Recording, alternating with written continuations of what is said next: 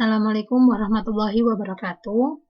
Kali ini kita akan belajar tentang robotika, yaitu pada rangkaian campuran kapasitor dan induktor.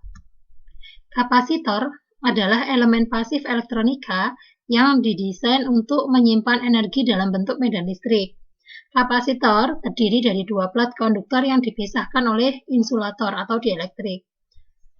Insulator sendiri adalah bahan yang muatan listrik internalnya tidak mengalir bebas atau sangat sedikit arus listrik yang akan mengalir melaluinya di bawah pengaruh medan listrik. Dielektrik adalah isolator yang terpolarisasi ketika medan listrik diterapkan. Bahan dielektrik itu bisa berupa udara, keramik, kertas, dan mika. Kalau dari gambarnya, bentuk kapasitor itu seperti ini, ada dua plat yang terpisah oleh bahan dielektrik. Bahan dielektrik dengan permitivitas E. Nah, platnya itu memiliki luas yang biasanya kita simbolkan A. Sedangkan jarak antara dua plat ini itu biasanya kita simbolkan sebagai D atau distance. Nah, dalam prakteknya kapasitor ini digunakan sebagai berikut.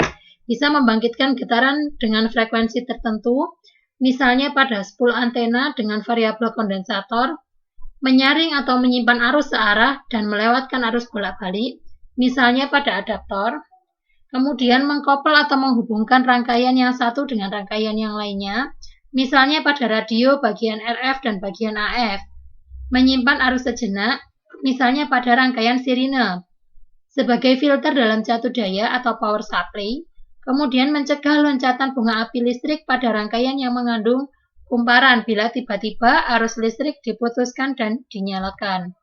Kapasitor dalam rangkaian elektronika dilambangkan C dengan satuan farad.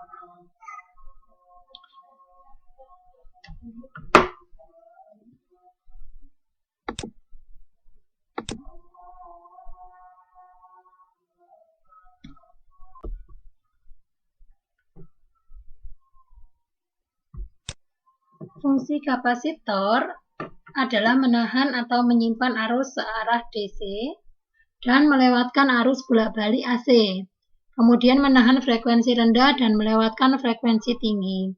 Ketika sumber tegangan V dihubungkan dengan kapasitor, muatan positif Q akan berada pada satu sisi plat dan muatan negatif min Q berada pada plat lainnya. Jumlah muatan yang tersimpan dilambangkan dengan Q, di mana Q diperoleh dari C dikalikan dengan V, di mana C adalah kapasitansinya dan V-nya adalah tegangannya. Dapat kita lihat pada gambar di samping, di mana secara realnya kalau kita beli di pasaran, kapasitor ini akan berbentuk seperti ini. Kapasitor ini adalah jenis kapasitor polar, di mana ada kaki yang positif dan ada kaki yang negatif. Kaki yang negatif disimbolkan dengan tanda ini di sebelah kakinya. Nah, ini adalah nilai kapasitansinya, yaitu 4700 mikrofarad. Sedangkan tegangannya itu adalah 50 volt. Kalau kita bedah, prinsipnya seperti ini. Ada dua plat yang dihubungkan dengan sumber tegangan, di mana muatan positif akan berada pada satu sisi plat dan muatan negatif berada pada plat lainnya, di mana di antara dua plat ini terpisah oleh bahan dielektrikum. Kemudian, kemampuan suatu kapasitor dalam menyimpan energi listrik disebut dengan kapasitansi, dengan satuan farad yang diambil dari penemunya, yaitu Michael Faraday. Kapasitansi adalah rasio muatan pada satu plat kapasitor terhadap perbedaan tegangan antara dua plat, diukur dalam farad, di mana nilai kapasitansi itu diperoleh dari E dikalikan A per D, di mana C adalah kapasitansi, satuannya farad, A adalah luas plat, satuannya meter kubik, D adalah jarak antara dua plat, satuannya meter, dan epsilon adalah permitivitas bahan dielektrikum dengan satuan farad per meter. Secara umum, tiga faktor yang menentukan nilai kapasitor adalah: 1. Luas permukaan platnya, di mana jika luas plat semakin besar maka kapasitansi semakin besar. Dan 2. Jika jarak antara dua plat. Jika jaraknya semakin kecil maka kapasitansinya akan semakin besar. Sedangkan Yang ketiga adalah permitivitas bahan, di mana semakin tinggi permitivitas, maka semakin besar kapasitansinya. Satuan kapasitor yang sering kita temui itu adalah mikrofarad, picofarad, dan nanofarad. Di mana berikut adalah konversi dari satuan-satuan tersebut. Nah, jenis-jenis kapasitor itu dibedakan menjadi kapasitor tetap dan kapasitor tidak tetap. Nah, kapasitor tetap yaitu kapasitor yang memiliki nilai kapasitas yang tetap atau tidak dapat diubah. Bisa dikatakan nilai kapasitas yang dapat ditampung kapasitor sudah ditentukan pabrik. Kapasitor tetap ada dua macam, yaitu kapasitor nonpolar atau Miller, yaitu kapasitor yang tidak mempunyai kutub positif maupun kutub negatif, sehingga dalam penyolderan atau pemasangan kaki-kakinya boleh terbalik. Contohnya, kapasitor keramik, mika, kertas, dan film, di mana simbol kapasitor nonpolar itu bentuknya seperti ini. Sedangkan gambar kapasitor secara realnya bentuknya seperti ini. Jadi tidak ada kaki yang positif maupun negatif. Sedangkan kapasitor bipolar adalah kapasitor yang mempunyai kutub positif dan kutub negatif. Sehingga dalam penyolderan atau pemasangan kaki-kakinya tidak boleh terbalik. Contohnya kapasitor elektrolit atau elko dan kapasitor tantalum. Nah, untuk simbol kapasitor nonpolar bentuknya seperti ini. Ada tanda plus atau minusnya. Nah, pemasangannya tidak boleh terbalik seperti ini. Selanjutnya, di sini ada simbol, gambar, dan nama komponennya. Di mana nama komponen ini diambil dari bahan dielektrikum yang digunakan. Contohnya kapasitor kertas, artinya bahan dielektrikum yang digunakan adalah kertas. Kapasitor mika berarti bahan dielektrikum yang digunakan adalah mika, dan sebagainya. Sedangkan kapasitor tidak tetap atau kapasitor variabel, yaitu kapasitor yang nilai kapasitasnya dapat diubah-ubah atau diatur sesuai dengan kebutuhan.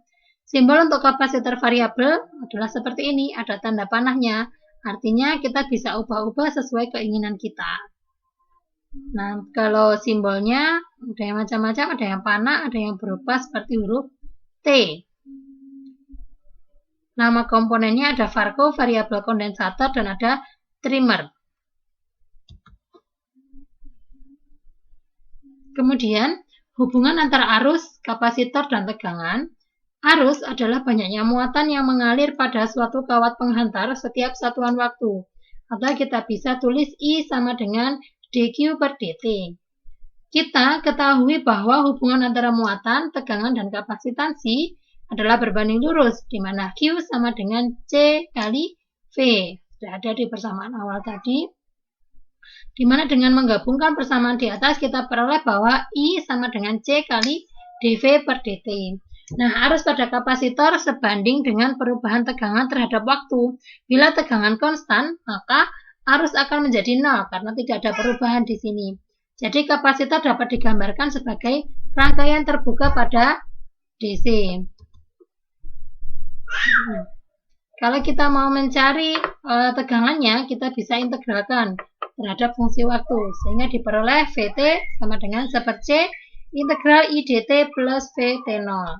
Sedangkan daya dan energi pada kapasitor, daya itu diperoleh dari V kalikan I, sedangkan energi itu setengah CV kuadrat.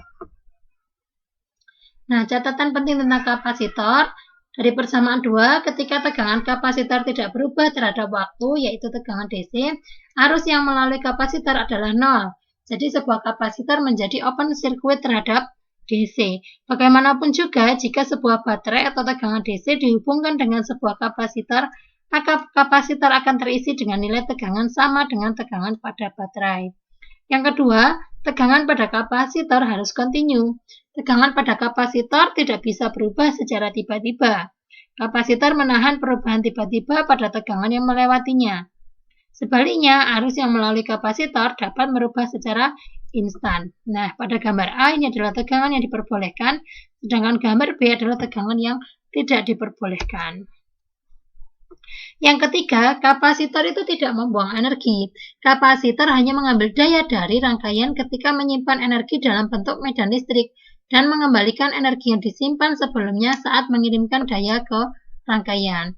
Nah, kemudian yang keempat, kapasitor nyetanan ideal memiliki resistansi kebocoran model paralel. Seperti yang ditunjukkan pada gambar berikut, resistansi kebocoran mungkin setinggi 100 megaohm dan dapat diabaikan untuk sebagian besar aplikasi praktis. Untuk alasan inilah kami akan mengasumsikan kapasitor ideal pada materi ini. Nah, pada rangkaian seri dan paralel kapasitor, kalau pada susunan seri, kalau hambatan yang sebelumnya kita pelajari, yang seri itu yang sama adalah arusnya. Kalau di kapasitor, kalau yang seri yang sama adalah muatannya, Q-nya. Qs sama dengan Q1, sama dengan Q2, sama dengan Q3. Sedangkan pada muatan listrik pada paralel itu adalah penjumlahan dari muatan listrik di masing-masing kapasitor. Sedangkan beda potensialnya itu kebalikannya. Kalau di paralel itu tegangannya yang sama. Dan untuk menghitung kapasitansi, kalau seri itu diseperkan dan kalau paralel tinggal dijumlahkan.